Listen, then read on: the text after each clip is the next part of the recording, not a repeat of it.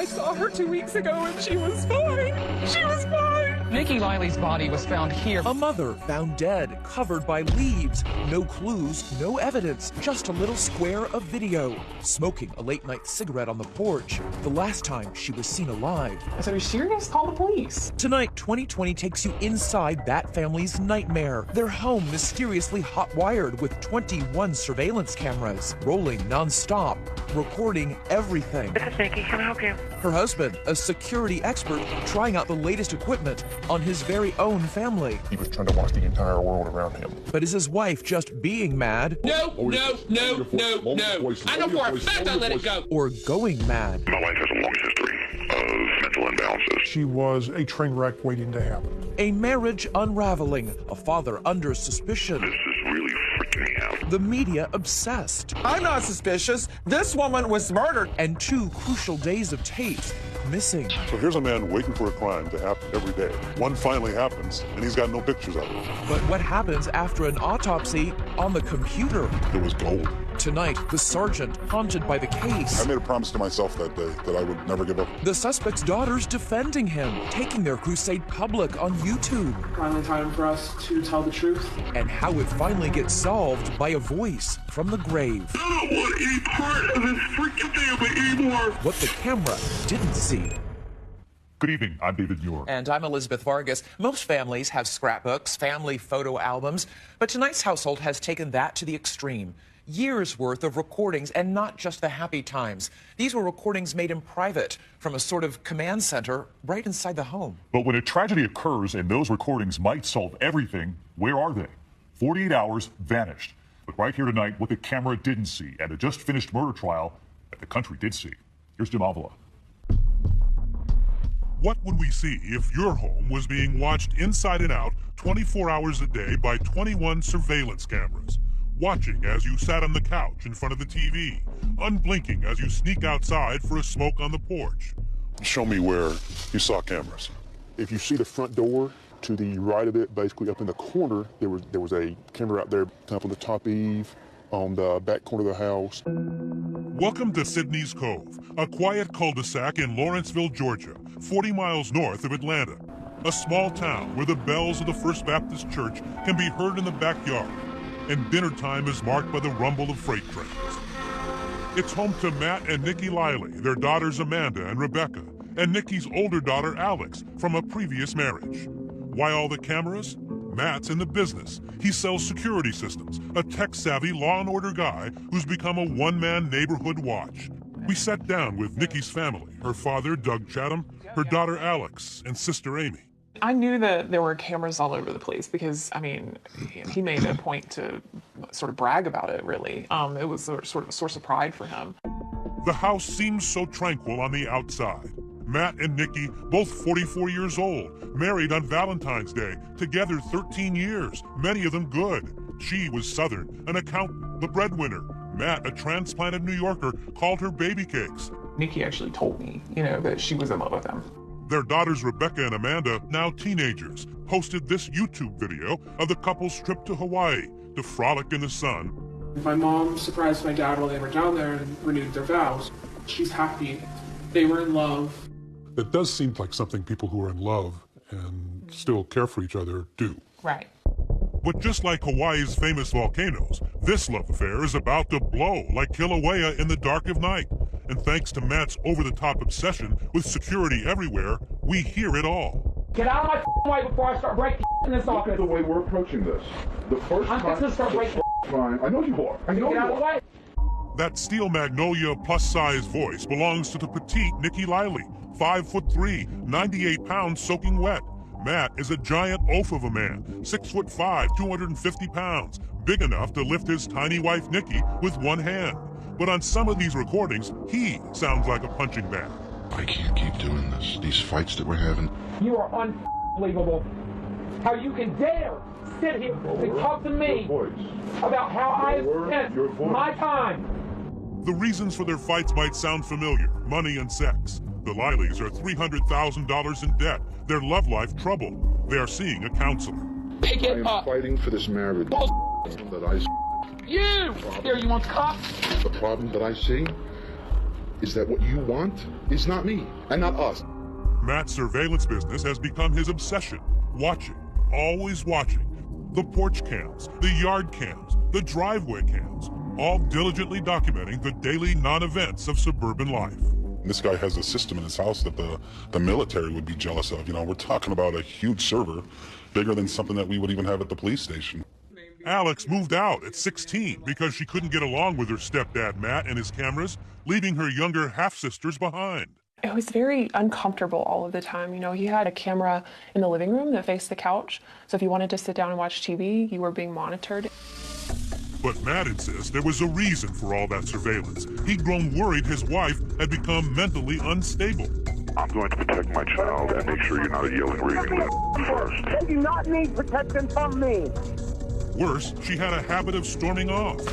Get the my wife. Can we compromise here? No! There is no compromise! No! What I propose is that you calm down for a moment. If in a clear head you want to leave, I'm not going to stop you. Good. Now Matt's afraid Nikki might run off in a rage and get hurt. To deal with that, he turns to another of his tech skills, hidden audio recorders, in her purse, in her car, and using her cell phone to track her. Here's Matt's explanation. I'm recording my wife. I've got a tracker on her, you know. I gotta find my wife every time she runs away. I mean, I'm not some over-possessive freak. The girls still living in the house, Amanda and Rebecca, are witness to the constant marital battles. My mom. In that YouTube video, which will play a big role in this story later, they say their mom was the problem. She was acting crazy. She was saying how she was tired of the voices telling her that people were talking bad about her, and she was tired of the voices telling her this and the voices telling her that. That was June 28, 2011. Nikki calls 911. Documentation of what Matt says he fears. She's running away from home, and he is trying to stop her. When they cutting 911? Yes, my husband refuses to let me leave the house. My wife is yelling and screaming and just woke up the children. Do you really want to come here? I think my wife just trying to type the tantrum. I don't think we need the police. Let me have her tell me that, sir. All right, we need to pick up the phone. Where do I come? You don't need to come. I'll stay in my house all day. I already have them dispatched that way. All right, thank you, ma'am. You're welcome. The cops come by to make sure things are under control, but Nikki doesn't even look at the officers. That's her bag, packed and ready by her side. Later that day, she takes it and leaves. And within hours, Matt has her then 12-year-old daughter, Amanda, call and beg her not to stay away. It's heartbreaking. Hey, Mommy. Hey, baby, how are you? Good. Mommy, we need to go on vacation. All of us as a family. We need to save this family. The family doesn't go on vacation. Nikki comes home. They stay at Sydney's Cove, behind closed doors, with all those cameras rolling. Things seem to be getting back to normal. The family saved. For 2 weeks. Until a July night, that small figure on the screen is Nikki. It's date night with Matt, dinner and a movie. And later that night, the Liley surveillance cameras show Nikki out on the deck for a smoke before bed. We can't tell in this tape, but the cigarette is not the only thing smoldering that summer night. Nikki Liley is about to disappear. When we come back, after 13 years of marriage and thousands of arguments, Nikki Liley is finally gone for good. And her husband says it's because she's crazy. Where's Nikki? And what do all those cameras say about her disappearance? Stay with us. 2020 continues with what the camera didn't see. A hardworking spitfire of a woman, Nikki Liley, mother, breadwinner, a woman who, despite her size, takes no guff from her outsized husband. And now she is missing. Nowhere to be found in the family's upscale 4-bedroom house outside Atlanta. Now we can go inside with video obtained by ABC News. Are there any clues in here that answer the question, where's Nikki? Go ahead, look around. See any signs of a violent struggle? Any bloodstains on the carpet? Broken furniture? Sure, there's a gun in a holster, but it's not smoking. Nothing more incriminating than an unmade bed. And there it is, Matt's electronic fortress. And yet, for someone so concerned with the comings and goings in and around his house, Matt waits 2 days after Nikki vanished before bothering to pick up the phone and call Nikki's sister, Amy. And he said, have you talked to Nikki? And I said, no, why? What's going on? And then he said, well, Nikki's missing. I said, what are you talking about? And he said, yes, she hasn't been home since Saturday. I said, are you serious? Call the police. After that call, Matt did file a missing person report and told his story to police. He and Nikki had a fight. He slept on the floor of his office, and when he woke up the next morning, Nikki was gone. He says the only thing she took was her toothbrush. Her purse, her phone, all the tracking devices left behind. So I go upstairs to see what's going on. She's not there. He says she's been breaking down mentally for some time and just walked away. This is the weirdest thing, okay? This is really freaking me out, okay? This is not the first time she's run away, but she's never been gone overnight. Matt overshares with a cop on the phone, telling him the fight is about sex in detail. On the way home, I said to her, hey, I want sex. But the sex we've been having, there hasn't been anything special, So I said to her, hey, how about you put on an outfit? I think that might have set her off. He says maybe she's checked into a hospital suffering from a breakdown. My wife has a long history of some kind of mental imbalances, okay? Now, Matt says he's had enough. He's done with his crazy wife. I told her if she doesn't straighten up, I'm going to divorce her. And I saw an attorney about it, too. Just yesterday. That's right. Before police have even launched a search, and her family says before Matt has spread the word that Nikki has gone missing, he has hired a lawyer to divorce her. What was that about? Yeah, I couldn't tell you. I mean, my response to that, my reaction to that was, who does that? It was just all about him. It was never a frantic, where's my wife? And as if divorce is not enough of a threat, Matt goes down to the courthouse to fill out paperwork to have Nikki committed. Here he is telling his brother-in-law about it. I was at the courthouse swearing out a warrant for Nikki Lively for involuntary committal. By now, a multi-generational civil war is breaking out, pitting the northerner Matt and his young daughters against his southern in-laws, Nikki's family, including her daughter, Alex. My mother was the farthest thing from crazy you could get. Nikki's family has a very different take about her disappearance. They resent what Matt is saying about Nikki's mental condition, and they're angry that Matt took 2 days to tell them she's missing. He wasn't worried at all about finding his wife. He was concerned about making sure that he spread the story that she was insane. So a week after Nikki vanished, Alex helps organize a search. Amy alerts the media, hoping to get the whole community involved. More than 100 volunteers, all in red, spread out through the neighborhood. Matt was not among them, skipping what may have been the shortest search in the history of missing persons. 10 minutes after friends and family had formed a grid, I just saw a huge big pile. It looked like it was covering up something, so I just started kicking away at it and then saw her body and her hair.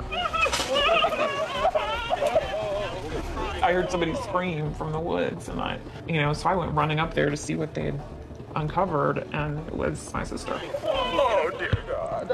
Family members cry out as a co-worker of we're gonna open this whole area off. Gwinnett County firefighters and police arrived just minutes after people looking for Nikki Lively make a shocking discovery around 10. And I blacked out. I just remember hitting the ground. Nikki's body was found nude, less than a mile from her house. If she was running away, she didn't get far. Her body covered in leaves in a wooded area near the finger pointing begins. This is Amy, moments after her sister Nikki's body is found.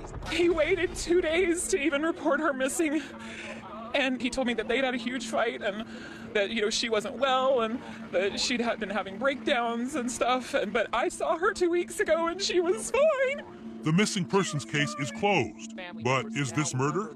Investigators are talking with Lively's husband and searching the couple's home, but police say right now he is not a suspect. Certainly Matt's personal CENTCOM will prove he had nothing to do with his wife's disappearance. What better alibi witness than 21 cameras? So here's a man waiting for a crime to happen every day, sitting in his office, looking around. One finally happens, and he's got no pictures of it. Correct. When we come back, what the camera didn't see. Stay with us. 2020's What the Camera Didn't See. Take a good look at this image of Nikki Lively on her porch, hours before she supposedly walked out on her husband Matt. It's the last picture of her alive, because believe it or not, in this house tricked out like a small casino with 21 cameras, none of them managed to capture a single image of her final exit. So did you, as an investigator, think, well, this might be easy. There's cameras all over the place. He's got a recorder here. You might get some evidence off of this. Correct. And did you ask him, can I see the knife? He stated that when we came back to his office, the system was turned off. Cue the chorus, how convenient and suspicious. The most puzzling tape gap since Watergate. Only this isn't just 18 minutes. It's 2 days worth of critical video. Nowhere to be found. He would think we have it on video. I mean, this guy was serious about his video surveillance. Matt Liley tells police that after his wife had that cigarette on the porch, the last time she was ever seen, on the night of July 8, 2011, his elaborate monitoring system, designed to watch every move, simply went dark.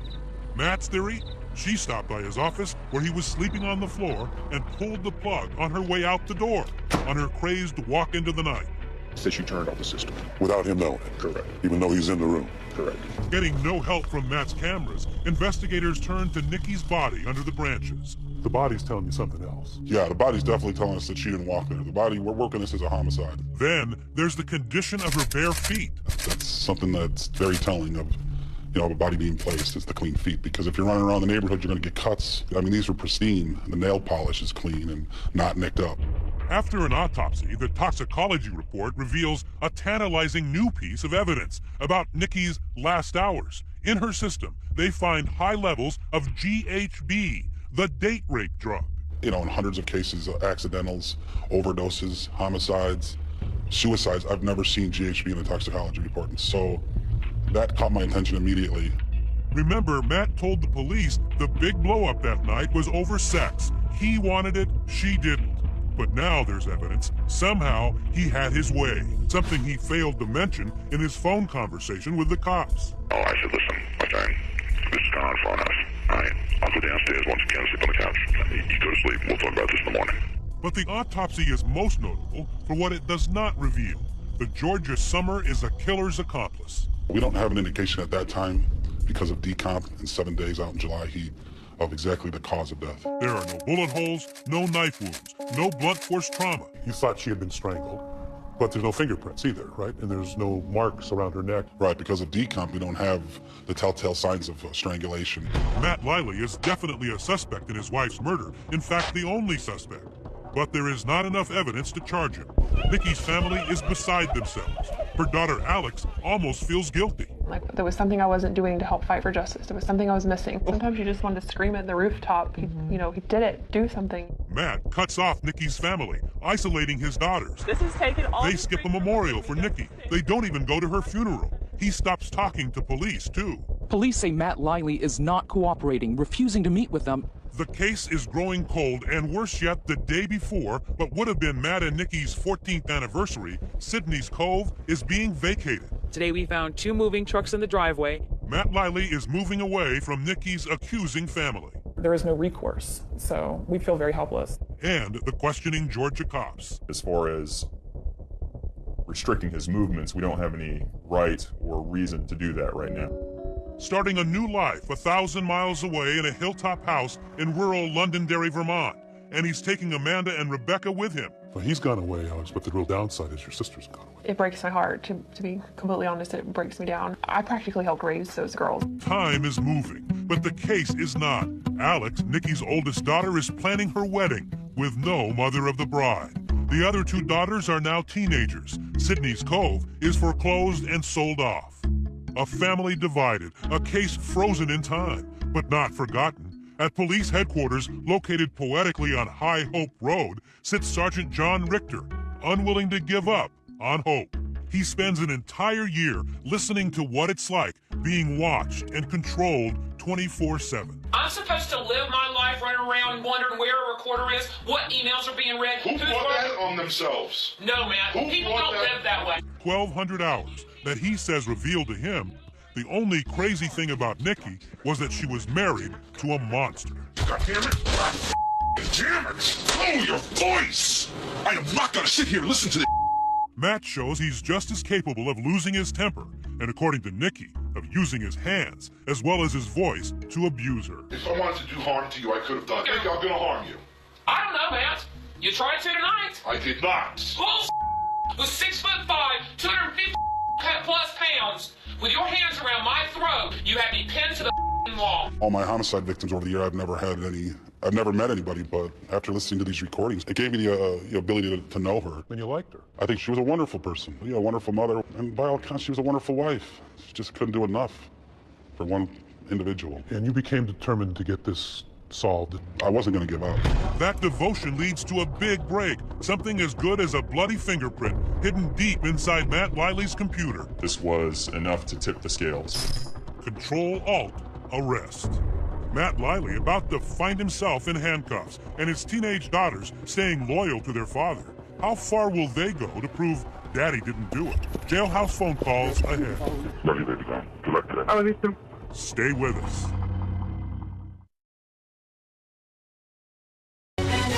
Once again, what the camera didn't see in 2020.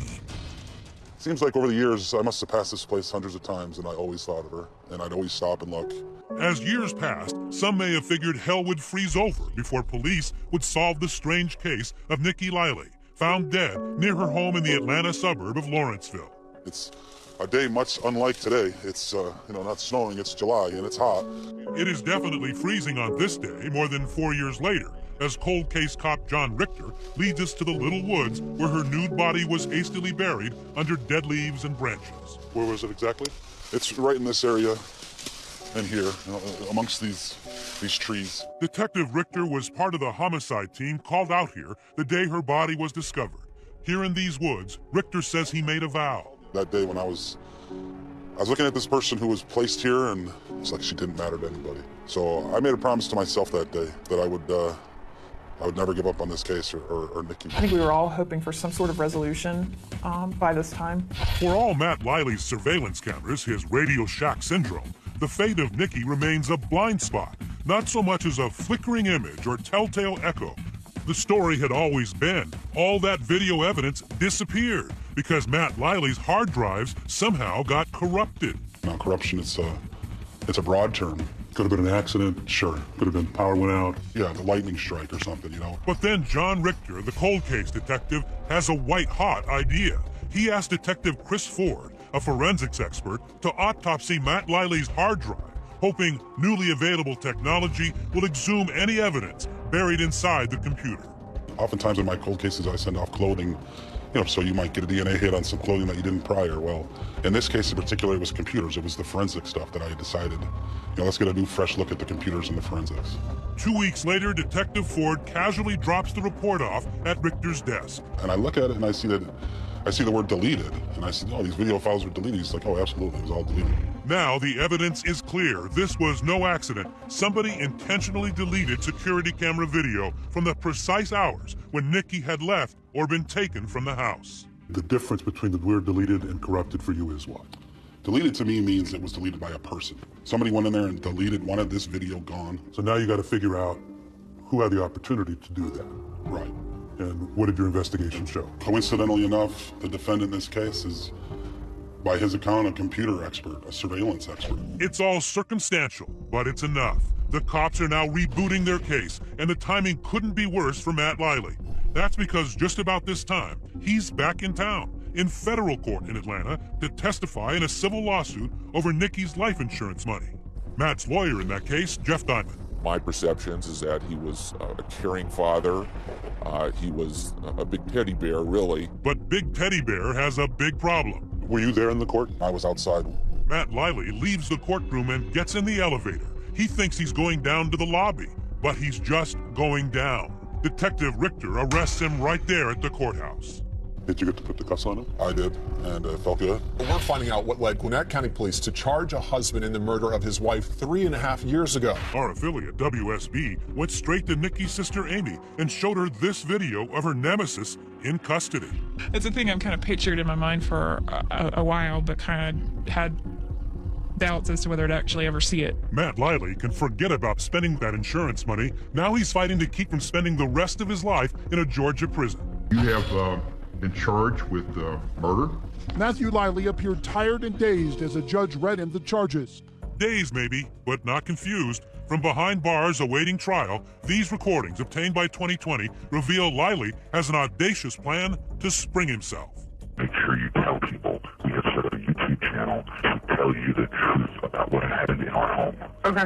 His secret weapon, his own daughters, Amanda and Rebecca. They get Father Knows Best instructions from jailhouse phone calls to launch a YouTube crusade to defend him against Nikki's family. All these years we were told to be silent, but to protect Mama's image, we can't be silent anymore. My dad is now in jail because of these false allegations. It's time we tell the truth. That's even better. Just listen. They execute his instructions almost word for word. It's finally time for us to tell the truth and for us to call them out on their lies, and now's our chance. You know, say something insulting from this pathological lying family that doesn't want their dirty laundry aired. But the truth will come out. The family is making sure that we can't say anything, we can't argue to keep their dirty laundry from being aired. Then Matt uses his daughters to support his claim that their mother, Nikki, was crazy. My mom started pacing back and forth, and she started kind of mumbling to herself. Don't forget to tell everybody about the YouTube site because we want it on TV. Okay? Love you, baby girl. Good luck today. I love you too. Riley got his wish. The girl's video makes news. As focus turns on Dad, Nikki's own daughters take to YouTube to defend him. The video was created by the man's two daughters. This is the teenage daughters. They made a YouTube video in support of the father. It hurt a lot. You know, they said some hateful things about our family. They painted our mom like someone she really wasn't. As the mystery of Nikki's murder grips the streets of Lawrenceville, just past Scotland Yard Antiques, a street named Lucky leads to the courthouse, where the two sides of the feuding family will meet again. Happening now, lawyers are questioning the final potential jurors in the trial of a man who prosecutors say murdered his wife. Still ahead, the murder trial of Matt Liley. The star witness, the victim herself, Nikki Liley, is about to speak to the jury. She's trying to kill me. And the witness who almost stops the trial with just one look. What she does that makes the jury squirm. It was probably one of the most awkward moments of my life. I wanted to turn away. Stay with us. 2020 continues with what the camera didn't see. Under a threatening sky this month, a storm blowing in over the Gwinnett County Courthouse. Matt Liley is on trial, accused of murdering his wife. New murder trial in Georgia, where a father of two is charged with killing his wife, pretending she disappeared. Before he even calls police to report her missing, he calls a lawyer. In court, two powerful teams head-to-head. Prosecutor Lisa Jones. And the evidence will prove that Matthew Liley murdered his wife. Tom Clegg, Matt Liley's criminal defense attorney. He is falsely accused, pure and simple. Exhibit A, the autopsy. The medical examiner, often a case maker for prosecutors, helpfully testifies she sure does suspect foul play. But if the jury is hoping for something directly connecting Matt Liley to his wife's death, this witness is no help. She can't even say for sure how Nikki died. They don't have a rock-solid case at all here. I ruled the cause of death as undetermined. Jurors such as Kim Munster say when it comes to hard direct evidence, at least at the beginning of the state's case, they're just not hearing it. Did any of that bother you? I thought from the get-go that you had to have proof. So I was like, I need something more, I need something more. And the prosecution got an unpleasant surprise when they called this woman to the stand. Joanne Lucy, Matt Liley's ex-wife. People in the courtroom say the legal bar suddenly turns into a singles bar. No objection, but it sure looks like the witness is flirting. Okay. You're looking at him periodically. He has beautiful eyes. He's known that, and he knows that I will always look at his eyes. He knows that. Was that part of what attracted you to him to begin with? Oh yeah, his eyes, his height, his physique. Okay. Even though they've been unhappily and briefly married 20 years before, there was still something. But be that as it may, you still can't help but look at his eyes. No, they're beautiful. That was astonishing. Okay, she was flirting with him on the witness stand. Goo-goo eyes aside, Matt's former missus does manage to deliver some damaging testimony, confirming he got rough with her. He would like to push you down to the ground and pin you down. And I'm not a very strong person, so, I was easy to pin down. Juror Kim Munster. I guess she loves his eyes and loves his look, but she doesn't like the things that he did to her. Because he did some things that are very similar to what he did to Nikki. Very similar. There were several nights that I would lay up at night and listen to her say, please get off of me, you're hurting me. And Prosecutor Jones has much more ammo in her arsenal. the computer forensics from Detective Richter's investigation. The cameras were working when this crime happened. Absolutely. It was intentionally deleted. But there is more. Those recordings of a marriage on the brink. Detective John Richter takes the stand to testify about the year of his life he spent listening to Nikki. They give me a rare view into a victim's life and how her life was leading up to her death. And I mean, it was gold. Listen to this, Jim. Not just a garden variety shouting match. Richter and apparently Nikki believe Matt once made something very much like a death threat. The words out of your mouth. I should have let you kill yourself so I didn't have to do it. Don't deny it because those are the exact words that came out of your mouth. You are a liar. I should have let you kill yourself. Why should I bother me to be the one to do it? And so here is the state's theory of the murder of Nikki Liley.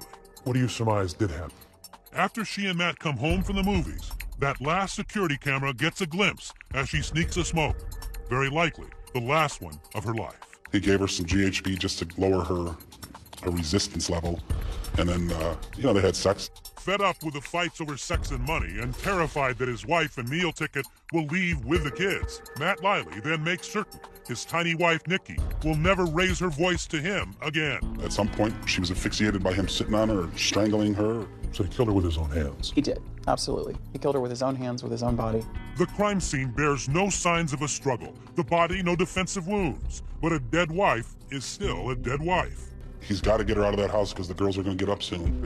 He puts her in the woods like that, so now he's got to delete the video. The only video that would show how she left that house. Okay, so that's the theory. Prove it, says Matt Liley. His daughters Amanda, now 17, and Rebecca, 14, are his best weapons. They arrive at the courthouse from Vermont. One after the other, the girls take the stand to defend their father. Is this gentleman here your dad? Yes. Okay. And you love him, right? Of course. Very briefly, describe the relationship that your mom and dad. They loved each other. Did they ever fight, argue? They did argue, yes. Did you ever see your dad hit your mom? No. Did you ever see any obvious injuries or bruises to your mom? No, sir. But for juror Kim Munster, just the sound of those terrible fights. Your hands around my throat. My hands were not on your throat. The despair in Nikki's voice. Get off, I swear to God. Get off! Gave her sleepless nights. How hard was it to listen to her audio recordings? All I could think about when I would go to sleep is anytime I would close my eyes, that's all I would hear was, get off me, her screaming. There is just one more lingering question in this trial. What does Matt Liley have to say for himself?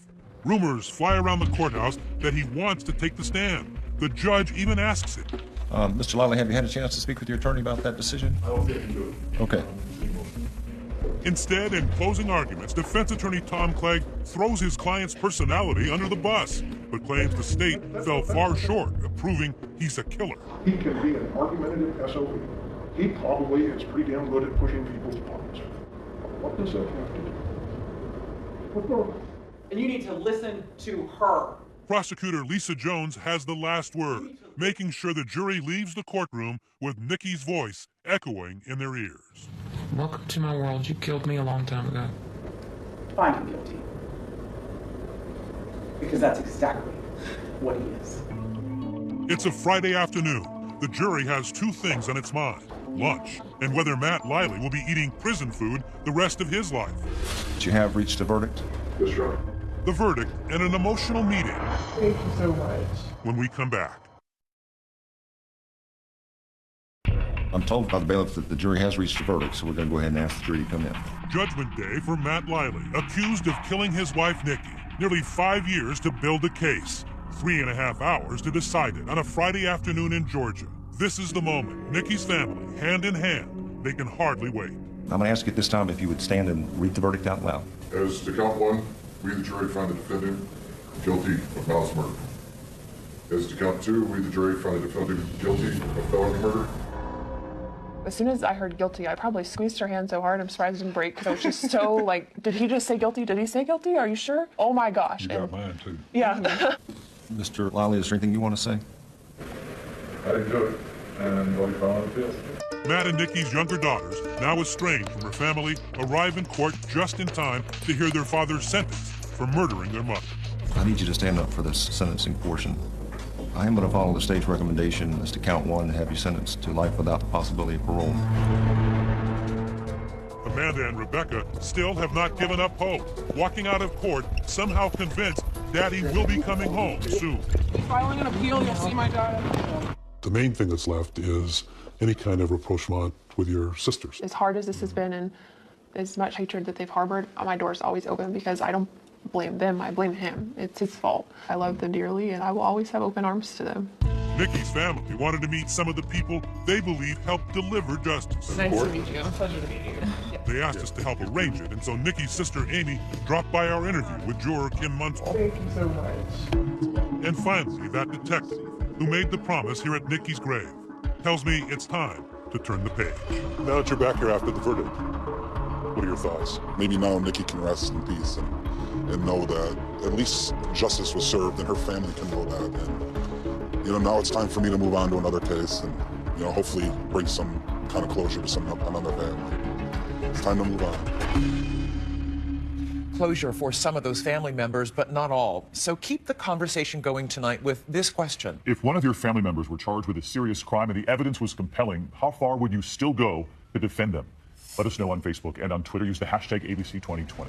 In the meantime, that is 2020 for tonight. I'm David Muir. And I'm Elizabeth Vargas. For all of us here at 2020 and ABC News, have a good night and a great weekend.